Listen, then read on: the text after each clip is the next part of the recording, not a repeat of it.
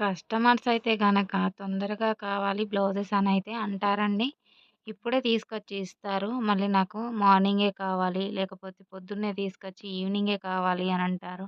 Tailoring చేసే వాళ్ళకు తెలుస్తుందండి దాని ప్రతిఫలం ఎలా ఉంటుంది, ఎంత కష్టంగా ఉంటుంది అనేది.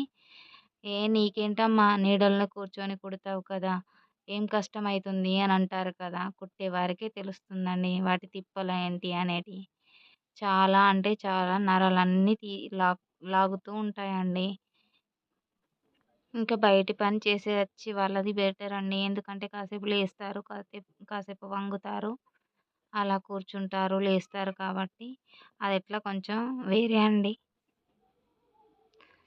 ఈ పనైతే చాలా రిస్క్ అనిపిస్తుందండి. కానీ ఇష్టంతో చేస్తే కష్టం అనేది అనిపించకుండా చాలా సింపుల్‌గానైతే మనం టైలరింగ్ అనేది చేసేస్తామండి.